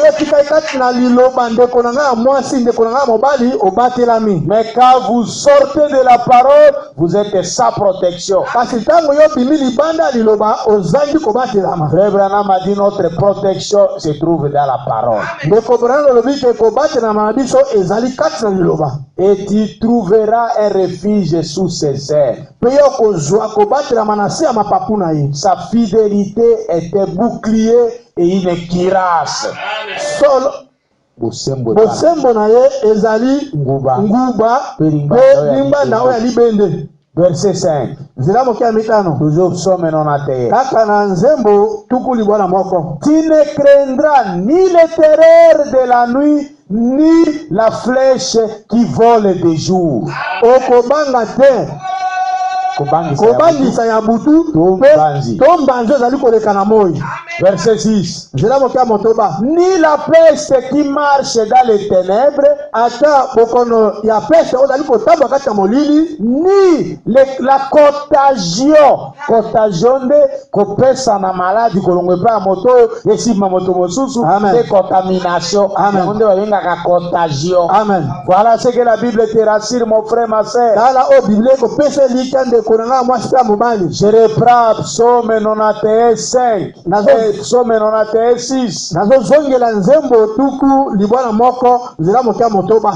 Ni la peste qui marche dans les ténèbres, ata te maladi ya peste ozali kotambola kati ya molili, ni la contagion qui frappe en plein midi, ata ko maladi ozali kopesa na moko na mosusu na moi.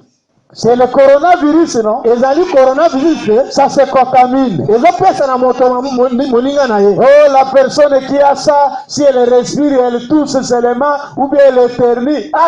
Vous êtes là à 1 mètre, à moins d'1 mètre, vous attrapez ça. Oh, moto azana coronavirus. Ce qui a sali kaka anti, oza pembene ko le kametre moko te ozu yango. Et la Bible nous rassure. La Bible ko pesa biso elikia. Da Psaume 91:5-6. Na kati na nzembo tuku libwana moko mitano kilo motoba. Tu ne craindras ni les terreurs de la nuit. Okobanga ta te kobangisa ya butu, ni la flèche qui vole les jours des jours. Okobanga pete bambanzo zaliko leka na moi, ni la peste qui marche dans les ténèbres. Okobanga pete maladi ya peste ko tambola kati ya molili, ni la contagion qui frappe en plein midi. Okobanga pete maladi zaliko pesa na moto na mosusu ezaliko sala na moi. Paragraphe verset 7. Nzela mokia sambu de psaume 91. Ya nzembo tuku libwana moko. Que mille tombe à ton côté, ete batokoto bakuya na ngambo na yo, et 10,000 à ta droite, pe batokoto zomi bakuya na ngambo na mobali, tu ne seras pas à terre. Yo kozwa maladi wana te. Amen. Amen. C'est ça le fléau. Yango nde tumbu qui sont prévus pour ce temps de la fête. Oyo bongisamaki mpona ntango ya suka. Mais nous, le peuple de Dieu, kasi biso libota na Nzambe, qui avons le Saint-Esprit. Oyo tozali na molimo mosantu. Je vais rectifier pas le peuple de Dieu, mais nous les filles et les fils de Dieu. Nalingi na bongisa biso libota na Nzambe te kasi biso bana basi pe bana mibali na Nzambe. Parce que tout le monde est peuple de Dieu. Ete moto yoso azali libota na Nzambe. Mais fille, pour être fille ou fils de Dieu, vous devez avoir le Saint-Esprit. Kasi poza la mwana mwasi pe bana mibali na Nzambe esengoza na molimo mosantu. Nous les fils et les filles de Dieu, biso bana mibali pe bana basi na Nzambe, nous ne craindrons pas la peste. Biso tokobanga bokono ya peste te, ni la contagion. Tokopesa na ya bokono moko na mosusu. Ouais, même si coronavirus est en train de contaminer les gens. Ata coronavirus ebandi ezali kozwa bato. Nous allons prendre soin de nous laver les mains. Tokosala pe lolenge tosukola maboko na biso. Nous allons nous empêcher d'être plus rapprochés avec des gens. Tokosala pe te tozala pembeni na bato te. Mais parce que frère Branham a dit, si vous ne vous brossez pas les dents, vous souffrirez de la carie d'artère. Vous n'allez pas dire parce que moi je suis chrétien, je ne vais pas brosser les dents. Mais vous devez rester propre, c'est ça un chrétien. Vous devez être observer les mesures hygiéniques de vous laver les mains. Vous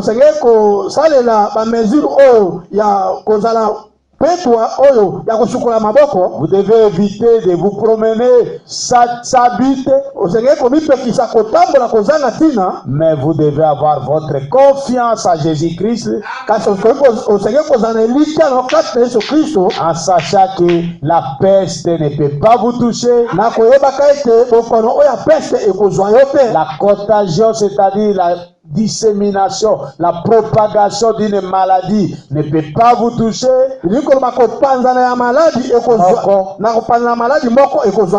Et que vous devez savoir, même si à côté de vous 1000 tombent d'un côté, ata soki bato koto bakwena ngambo na yo, et même si 10 000 tombaient à droite, pe atako bato koto zomi bakwena loboko na mobali, toi tu ne seras pas atteint. Yo maladi wana ekozwa yo te, tu seras protégé. Okobatelama. C'est l'écriture que frère Branham a utilisé. Ezali likomi oyo ndeko Branham asalelaki. Là où nous venons de lire. Esika touti kotanga. Alléluia. Amen. Là où nous venons de lire. Esika touti kotanga. Frère Branham vient d'utiliser ça. Verset 8. De tes yeux seulement tu regarderas et tu verras la rétribution des méchants. Alléluia. Amen. Verset 9. Car tu es mon refuge. Ô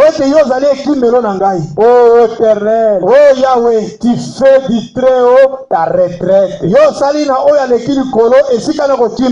Verset 10. Aucun malheur ne t'arrivera. Écoutez ce que la Bible dit encore. Aucun fléau n'approchera de ta tente. Alléluia. Amen. Car verset 11. Il ordonnera à ses anges de te garder dans toutes tes voies. Verset 12. Ils te porteront sur les mains. Les anges, de peur que ton pied ne heurte contre une pierre. Ça c'était à Jésus. Alléluia. Amen. Vous voyez ça mes frères? Donc il faut lire jusqu'au verset 11. Même jusqu'au verset 10. Aucun fléau n'atteindra ta tente. Dieu va te protéger dans ta tente. Est-ce que vous voyez ça? Vous voyez ça, église? C'est là où nous avons lu ça. Nous avons lu dans la tempête qui approche. Paragraphe 135. C'est là où frère Branham a donné cette écriture entre guillemets, mais ça citer cela.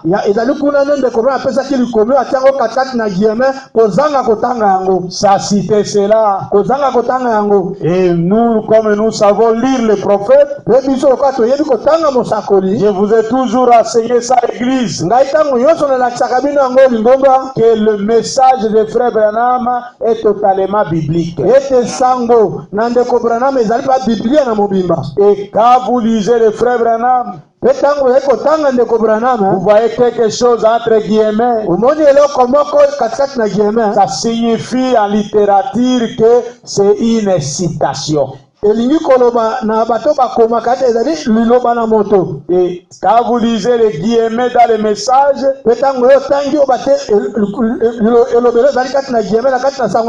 ça signifie la citation d'un verset de la Bible. Et quand vous cherchez ça, vous allez le voir. Et moi, votre pasteur, j'ai cherché ça pour vous. Et voilà que j'ai trouvé ça. C'est dans Psaume 91. Verset 1 à 10. J'aime cette citation-là. Je répète ça encore. La tempête qui approche. Du 29 février 60. Paragraphe 135. Mais rappelez-vous, avant que cela ait eu lieu, un seulement fut fait. Et les anges de la mort, avec leur fléau, avaient reçu de Dieu cet ordre.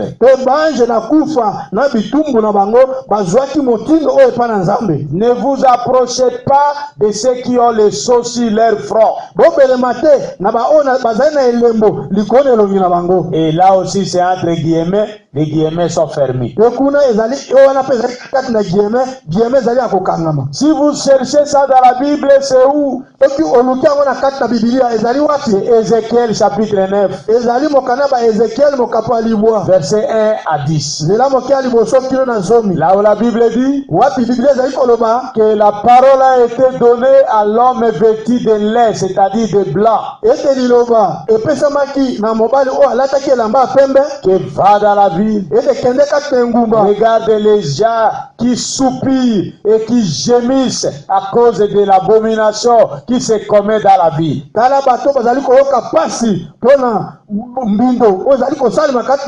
Et marque-les dessous sur leur front. Et maintenant, la parole a été dite aux anges destructeurs. Passez après l'homme vêtu de lait. Commencez par tuer. Et n'ayez pas de pitié à vos yeux. Et qu'est-ce que la Bible dit dans Ézéchiel 9? Allez commencer par mon sanctuaire. Commencez par des aciers qui n'avaient pas le sceau de Dieu. Tuez-les et allez maintenant partout. C'est ça ce que la Bible nous enseigne. Dans Ézéchiel 9. Ce n'est pas le fait d'être prédicateur que vous avez le sceau de Dieu.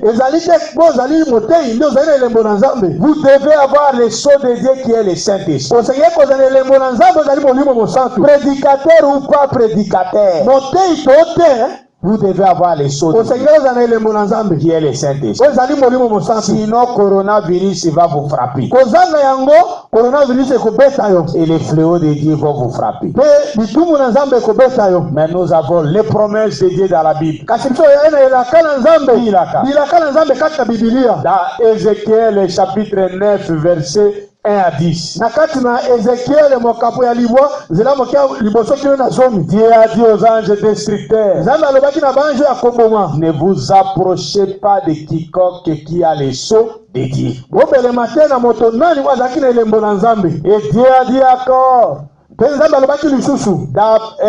Apocalypse chapitre 9 verset 4,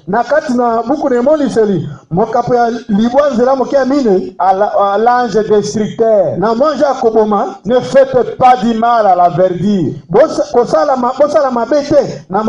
ne faites pas du mal aux arbres, mais faites du mal aux hommes qui n'ont pas les sceaux de Dieu. Et nous avons encore une promesse dans Psaume 91, verset 10. Les fléaux de Dieu ne frapperont pas votre tente. Écoutons ce que le frère Branham a dit encore là, toujours au paragraphe 135 de la tempête qui approche.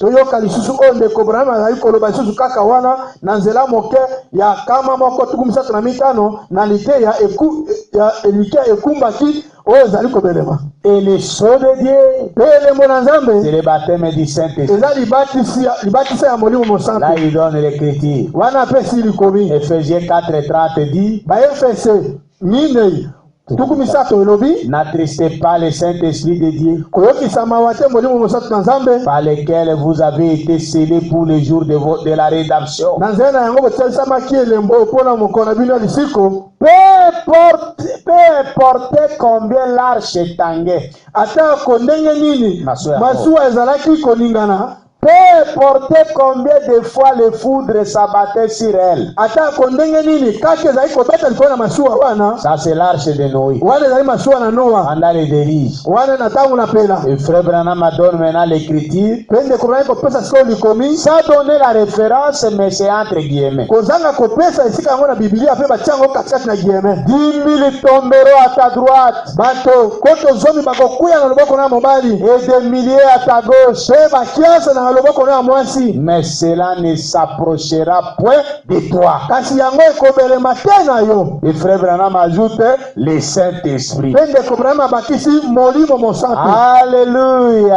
Amen. Oh, la parole de Dieu est si qu'il a. La parole de Dieu est merveilleuse.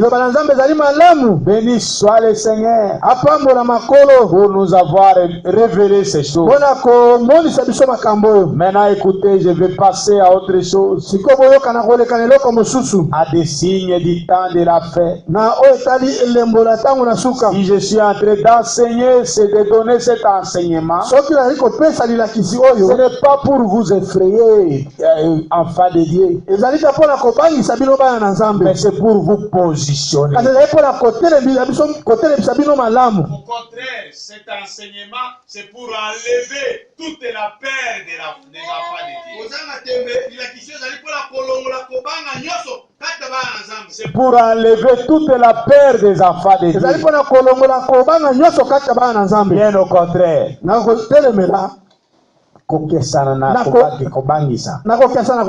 C'est pour vous donner la foi en Dieu. C'est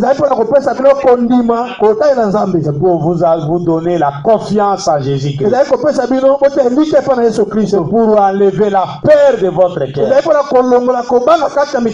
Alléluia. Amen. Mais Dieu nous a promis dans la Bible. Disons ça dans Luc chapitre 21. Verset 25 à 27. Luc 21, 25 à 27. Il y aura des signes dans le soleil,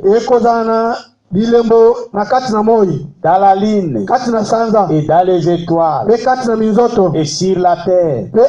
Il y aura de l'angoisse chez les nations qui sauront que faire. Ils ne sauront que faire. Au bruit de la mer et des flots. Les hommes rendant l'âme de terreur dans l'attente de ce qui surviendra pour la terre. Et il dit, car les puissances des cieux seront ébranlées.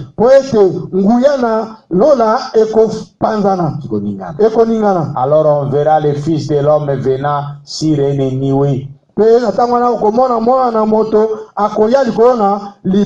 avec puissance et une grande gloire. Nous avons déjà vu le Fils de l'homme être photographié au milieu de nous. C'est la nuée du 28 février 63. C'est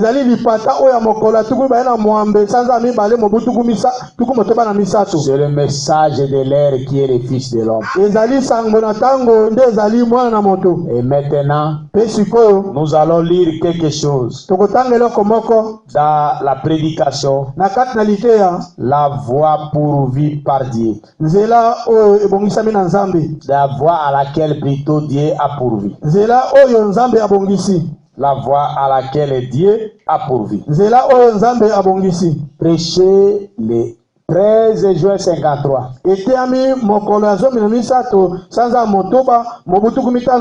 Paragraphe 30. Écoutez frère Branham. Moïse suivit la voie à laquelle Dieu avait pourvu quand ils étaient là en Égypte. Comment allait-il sortir? Dieu continuait à endurcir le cœur de Pharaon. Mais il a dit, eh bien, je vais essayer ici.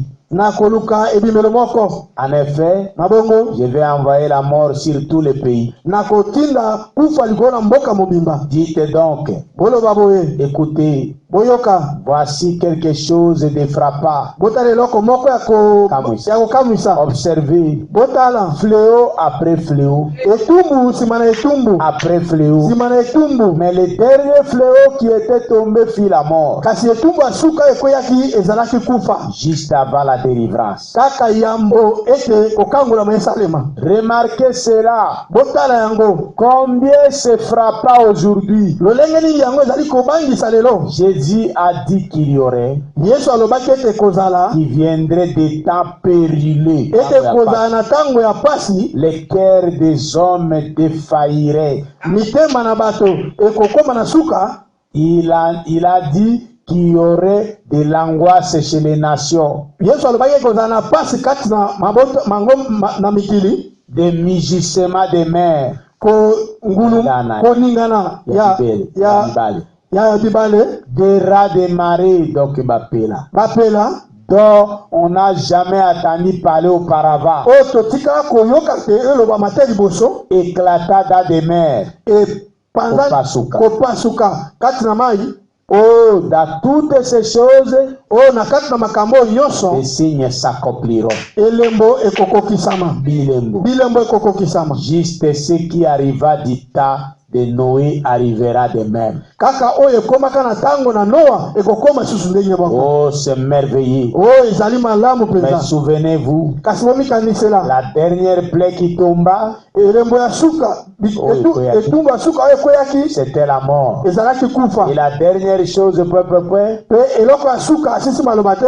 Dieu nous a donné avertissement après avertissement. Nzambe apesaki biso kokebisa likolo na nsima na kokebisa. Avertissement après avertissement. Kokebisa nsima na kokebisa. Mais la dernière chose qui vient, c'est la mort. Pe eloko ya suka ezali koya ezali kufa. La mort spirituelle. Kufa ya molimo. Les églises meurent spirituellement. Mangomba ezali kokufa na molimo. C'est vrai. Ezali ya solo. Amen. Amen. Voilà pourquoi je vous ai dit que Luc 21, 25 à 27, Tala tina na yebisaki bino Luka tuku mibale na moko nzela moke ya tuku mibale na mitano kino tuku mibale na sambo. là où il y a une nation qui s'élève contre une autre, Esika wapi ekolo moko ekotelemela ekolo mosusu. et là où il y a des tremblements de terre, Pe esika ezali na koningana ya mabele. là où il y a des famines par endroit, vous lisez ça aussi dans Matthieu 24, 7. Pe esika wapi ekozala na nzala bisika bisika na kati na mboka bokotanga yango mpe na kati na Matayi 24, 7.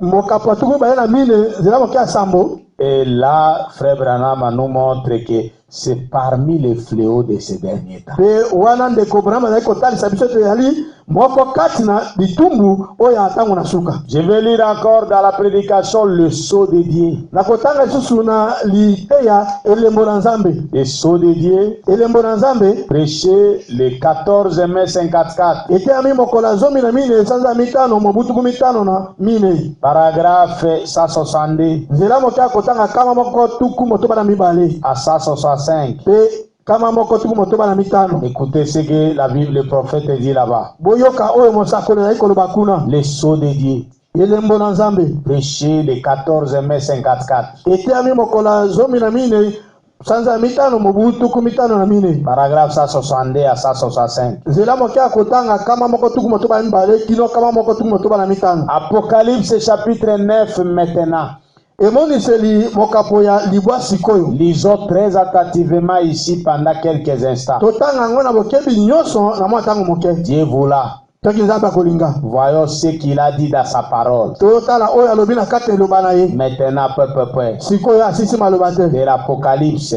Na ya emoniseli. Et le verset 4, écoutez ceci. Pe na nzela moke ya kotanga mine boyoka oyo. C'est là où on avait dit ne faites pas du mal, faites du mal à ceux qui n'ont pas les sceaux de Dieu. Ezali wapi esika balobaki bosala mabete na ba oyo baza na elembo na Nzambe. Il leur fut dit, Elobaki na bango quand ils ont vu des fléaux être déversés, tango bamonaki bitumbu kosopana de ne pas faire de mal à l'herbe de la terre, basala mabete na matiti na mabele ni aux arbres, na basala mabete na nzete ni à aucune verdure, Basa pe mabete na kasa moko. ni à aucun arbre, Pe basa mabe na nzete moko te.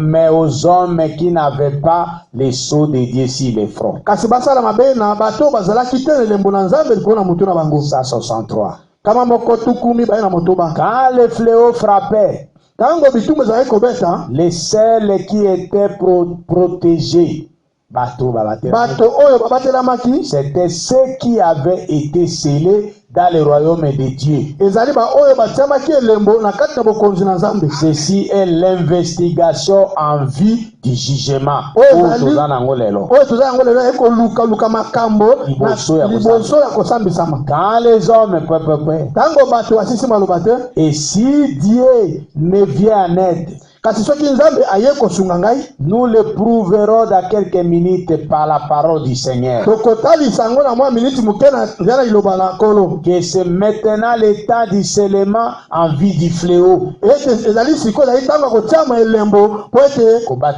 kobatema na bitumbu oyo ezali koya. Or, il a prêché ça en 54. Ateyaki yango ntango nini na mobu tuku mitano na minei. C'est maintenant le temps du scellement en vue du fléau. Ezali sikoyo ntango ya kotiama elembo mpona kobatema na bitumbu ezali koya. Et pour ceux qui rejettent cela, Mpona ba oyo bazali kobwaka yango, il ne reste que le châtiment éternel. etikali kaka kobeta etumbu oyo ya seko na seko. Paragraphe 164. Nzela moke ya kotanga kama moko tuku motoba na minei. Vous voyez mes frères et sœurs, bomoni bandeko na ngai ceux qui rejettent la parole de Dieu, ba oyo bazali kobwaka liloba na nzambe, ceux qui rejettent les sceaux de Dieu, ba oyo bazali kobwaka elembo na nzambe, le Saint-Esprit, molimo mosantu, il reste pour eux seulement le châtiment. etikali mpona bango kaka bitumbu. Je regrette, Église, Na ikoyoka mawa losambo que nous n'avons pas de prière. ete tozali na mayangani te, Nous n'avons pas de cris de réunion de prière. tozali te na mayangani ndenge tosalaka momesano. Mais je me sacrifie de prêcher depuis mon salon, Kasi nazali komisala mbeka mpona koteya kowuta na ndako na ngai na salon, afin que vous puissiez venir prendre les prédications et les suivre na tina ete bino boya kozwa mateya mpe bokende koyoka yango dans vos maisons. kati na bandako na bino. Beaucoup ont déjà failli. Kasi ebele balembi, Beaucoup sont déjà devenus faibles. ebele basili kolemba, Beaucoup ne viennent plus prendre les prédications. ebele na bato bazwi ya susu kozwa liteya te. Comment vous allez échapper au coronavirus? lolenge nini yo kobatelama na bokono ya coronavirus? Vous attendez quand ça va vous atteindre pour venir pour dire pasteur prie pour moi? Yo ozozela ntango coronavirus ezwa yo nde oya po oloba mokengeli bondela mpo na ngai. Vous devez sauver votre peau maintenant en prenant la parole de Dieu au sérieux. osengeli kobatela bomoi na yo sikoyo na kozwa liloba na nzambe na motuya. Paragraphe 164. nzela moke ya kotanga kama moko tuku motoba na minei. Écoutez ce que Frère Branham a dit là-bas. boyoka oyo ndeko Branham azali koloba kuna. Maintenant, Sikoyo nous allons dans l'Ancien Testament tozali kokende na kati ya bondima na kala, et allons ici, si vous le voulez, tokende soki bokolinga, awa, tokende awa soki bokolinga dans le livre d'Ézéchiel, na kati na buku na Ezekiel, si vous le voulez. soki binoko bokolinga. Et lisons un peu dans Ézéchiel 9. Totanga na moke na kati na buku na ba Ezekiel libwa. Maintenant, Sikoyo avec l'aide de Dieu donc, na lisungi na nzambe puisse-t-il nous aider à rester tranquilles maintenant pour l'enseignement. aleka na kosunga biso tozala kimia siko mpona ilakisi. Juste pendant les 30 prochaines minutes, Kaka na kati na baminiti tuku misato oyo ezali kolanda, Dieu voula. soki nzambe alingi, Eh bien, ceci se rapporte, malamu oyo ezali kolobela, ezali kotalela, notez-le, bokoma yango. Ézéchiel 9, ceci se rapporte, Ezekiel libwa oyo ezali kotalela asisi maloba te. La première question que nous devrions régler maintenant, Motuna ya liboso senge topesa ya nango sikoyo, c'est qu'est-ce que les sceaux de Dieu? elingi koloba elembo na nzambe elingi koloba nini? Ne pensez-vous pas que ce serait capital? bomoni teke kozala na motuya. L'Assemblée dit Amen. Losambo elobi amen. La Bible vous suffit-elle comme parole? Bibilia ekoki mpona bino lokola liloba. L'Assemblée dit Amen. Losambo elobi amen. Eh bien, je sais qu'il y en a qui aiment dire malamu na yebete ezala ba mosusu balingaka koloba que c'est l'observation du jour de sabbat Mais il n'y a pas un seul passage des Écritures pour soutenir cela.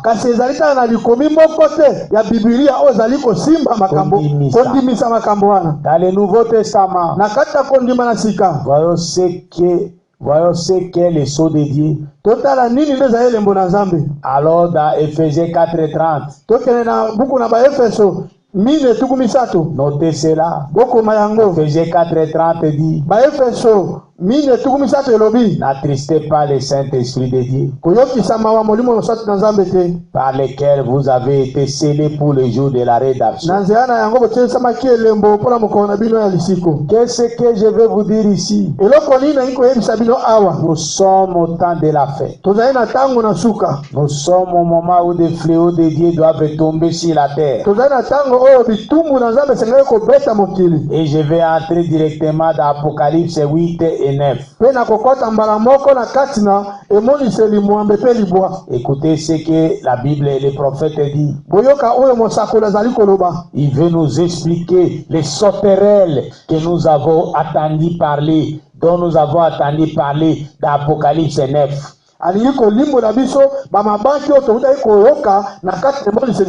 Écoutez ce que le prophète dit.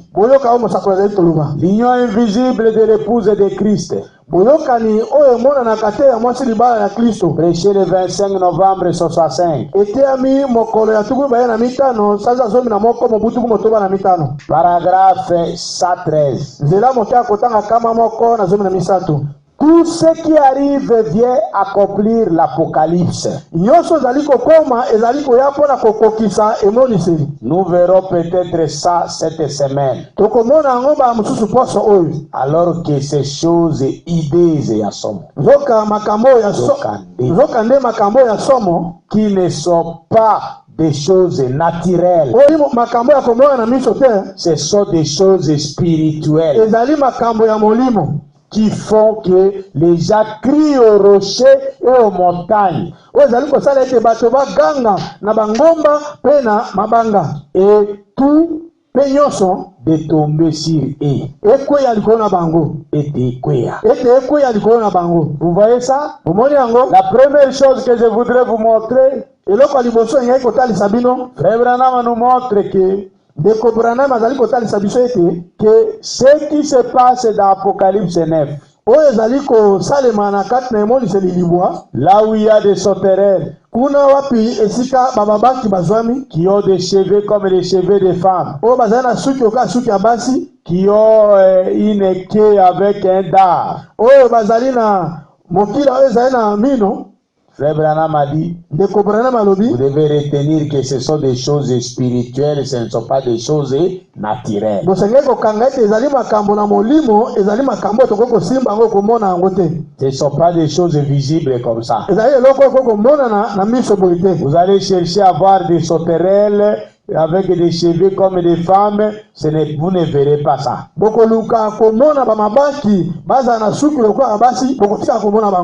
Vous allez chercher à voir ces choses-là de vos yeux naturels, vous ne les verrez pas. Mais ce sont des choses qui se passent dans l'esprit. Et lisons ce que le frère Branham a dit là-dessus. Et tu ne le sais pas. Je reviens là-bas. Prêché le 15 août 65. Paragraphe 165. Maintenant, voyez comme l'esprit suit par derrière. Et au nom du Seigneur, il viendra un temps où les gens deviendront complètement fous.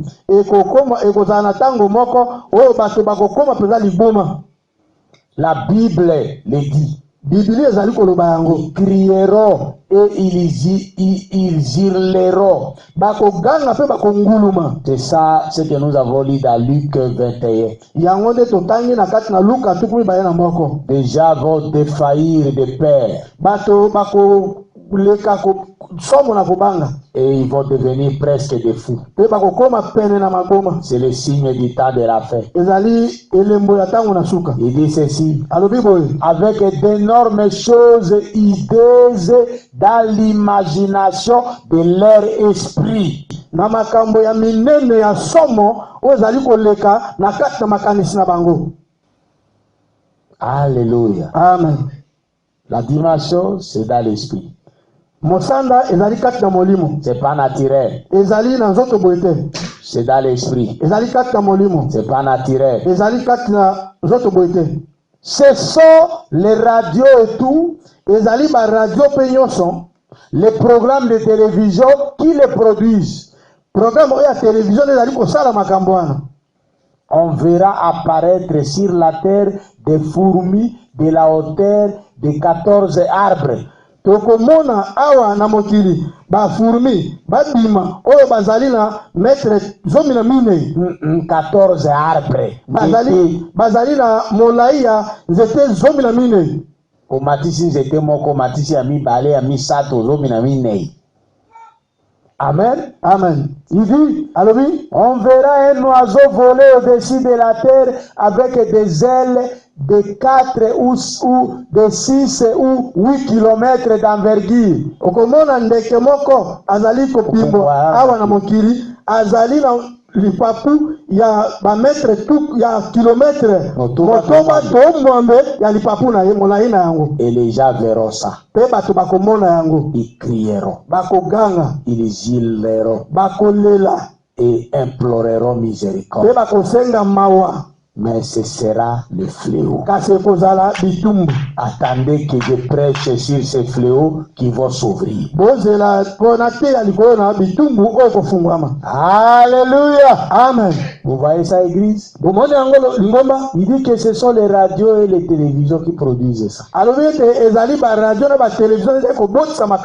Comment ils produisent ça? Vous pouvez regarder dans les télévisions des films où on montre des histoires avec une grosse montagne et tout ça. Ce que les gens voient dans les télévisions comme film, c'est ce qui va se passer maintenant dans leur esprit.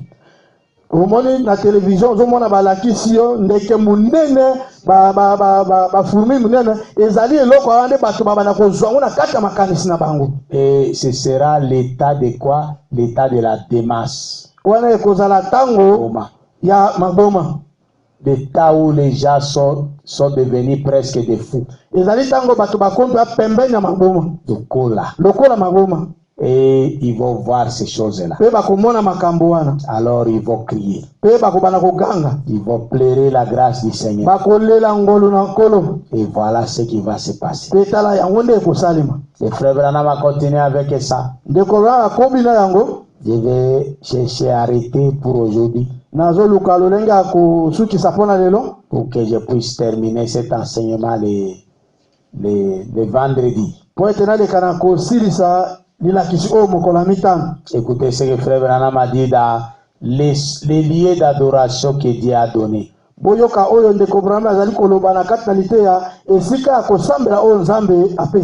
Prêché le 25 avril 65.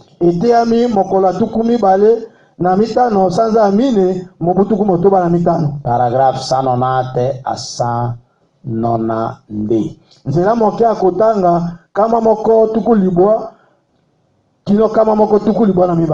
Écoutez ce que frère Branham a dit là-bas.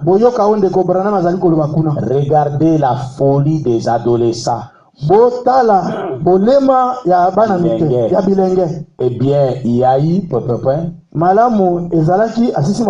je vous l'ai dit l'autre jour. Ils avaient fait une enquête là-bas dans les écoles de l'Arizona où j'habite. Et 80% des enfants scolarisés sont mentalement retardés.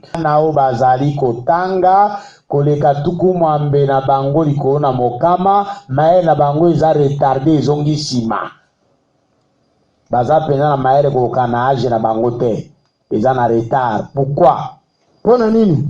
Et leurs enfants à eux bana oyo ya bango qu'est-ce qu'ils seront? bakozala ndenge nini? Bana ya bana wana mayele eza retardé bakozala ndenge nini? Bana ya bana oyo mayele na bango eza na sima bakozala ndenge nini? Il ne peut plus y avoir une autre génération. Ekeke mosusu ekozwama lisusu te. Nous sommes à la fin. Tokomi na suka. Jésus a dit que ces choses allaient arriver. Yesu alobaki ete makambo esengaki ekoma. Paragraphe 191. Nzela moke ya kotanga kama moko tuku libwana moko. Regardez toutes ces télévisions et tout. Botala ba télévision wana nyonso pe makambo nyonso. Toute cette fiction qui se met en place makambo ya makanisi. Makambo nyonso ya makanisi ba ko tiango na sika. Je prédis nazo sakola qu'il viendra un temps ete tango moko ekoya où les gens seront complètement totalement fous.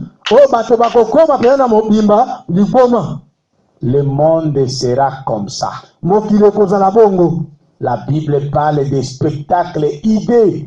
Bible ezali koloba na tia na makambo ya somo. Comme ils en montrent aujourd'hui dans le film. Lokola bazali kotalisa ngo lelo na kati na film. Mais ça deviendra des choses réelles dans l'imagination des gens. Kasi ekokoma eloko peza ya solo na kati na makanisi na bato. Les œufs d'un genre de créatures préhistoriques. Like lokola like ya monene boloko ya kala. Lokola like ya monene peza ya kala. Qui aurait vécu dans la terre pendant des milliers et des milliers d'années. Oye vanda na kati na mabele na mokili bambula kiasa na kiasa. Qui éclate, qui éclose et qu'il faut apparaître quelque chose. Ozali ko pasuka pe bimise loko moko bo. Ça, c'est bien peu de choses. Ezali peza makambo moke. À côté de ce qui va se produire, na kotala oye kosalema, quand l'affaire va s'ouvrir, tango liso le kofungwama, et que le diable sortira avec toutes ces affaires mystérieuses, pe tango zabulu akobima na makambo ne nyonso ya kokamwisa wana, des sauterelles avec des cheveux comme ceux des femmes, ba mabaki na suki lokola suki ya basi, et des dents comme celles de lions, pe na ba mino lokola mino bakosi. Oh, le monde sera complètement totalement fou. Oh, mokile kokoma peza liboma na mobimba na yango. On y est presque maintenant. Tokomi peza na makambo yango. Il s'en fout d'un degré à peine. Bango bazali ko etikali kaka degré moko poto koma na esika yango. Etikali kaka degré moko poto koma na esika yango. Alléluia. Amen. Vous voyez ça mon frère? Bomoni yango bandeko na ngai basi. Mes sœurs. Bomoni yango bandeko na ngai basi. C'est quoi au juste? Ezali peza nini ya solo? Ce sont des choses à partir de la télévision. On a fait une enquête pour voir que l'intelligence des enfants était réduite. Ezali makambo ba lukaki basalaki enquête bamoni ete batala na télévision ete makanisi maye na bana ezalaki akokita. Et c'était quoi? Des choses qui se passaient, l'intelligence des enfants était réduite. Maye na bana ezalaki akokita. Le frère Branham a dit, ce que la télévision produit là comme des choses de fiction, ndeko Branham alobi ke lokola oyo télévision ezotalisa lokola makambo ya makanisi eloko makanisi, ça va se dérouler dans la pensée déjà, dans leur esprit. Ekosalema na kati ya makanisi na bato na kati ya molimo na bango. Et ce sera des choses qui seront des choses spirituelles. Ekozala makambo ekozala makambo ya molimo. Alléluia. Amen. Je vais lire quelque chose pour terminer pour aujourd'hui. Être conduit. Prêcher. Non, je vais lire dans Christ est révélé dans sa propre parole. Prêcher le 22 août 65.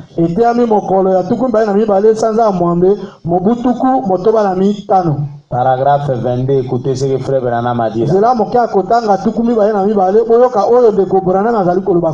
Et puis le Seigneur voulant, quand nous aurons l'ouverture de ces 7 coupes, et que nous montrerons ces choses horribles, au bout d'un certain temps, na mwa tango moko na simo mwa tango les hommes seront tellement fous bato bakokoma penza liboma qu'ils s'imagineront voir des fourmis de la taille d'une montagne. Les femmes seront tourmentées. Basi bakotungisama. Des sauterelles aux cheveux longs apparaîtront sur la terre. Bamabaki na suki ya mulai bakobima na mokili. Pour tourmenter les femmes qui auront coupé les lèvres. Pona kotungisa basi bakata suki. Elles auront des cheveux comme des cheveux de femmes qui pendront. Bakozana suki lokola suki na basi ozali kokoya. De longues dents comme des dents de lion. Ba mino milaye lokola mino ya bakosi. Des aiguillons. Batonga. Dans la queue comme un scorpion. Na kati na mokila na mokondo na bango lokola oya scorpion. Et ainsi de suite. Pe ba mususu wana. Pe bongo na bongo. Pour tourmenter les hommes de la terre. Pona ko yokola bato na mokili. Mais à ce moment-là, kasi na tango wana, il sera trop tard pour faire quoi que ce soit à ce sujet. Tango ko leka pona ko sa eloko moko pona makambo wana. Mettez-vous en règle tout de suite. Voyez-vous, des tourments. Miyoko. Que Dieu vous bénisse. Pour savoir vous réfugier entre les mains de Dieu. La sécurité se trouve en Jésus-Christ. Quand vous êtes en Jésus-Christ, vous êtes en sécurité. C'est ce que la Bible nous enseigne. Seigneur Jésus-Christ, merci pour ta parole. Merci pour cet assurance. Attends-nous de ta présence. Que ta présence puisse être dans nos âmes. Purifie nos pensées. Purifie nos cœurs. Aide-nous, Seigneur, à nous séparer totalement des choses du monde. Afin que nous puissions rester sécuritaires. Nous te demandons toute ta gloire.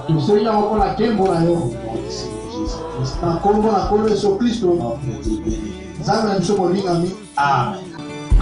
Charité, Muyape, Lobiko, Yoso Katina, Ami Pesa, Beka Ponayo, Limakaka, Okobika, Mosungi, Mosusu, Charité, Muyape, Lobiko, Yoso Katina ye Amipesa Beka Ponayo Dimakaka Okobika Kombo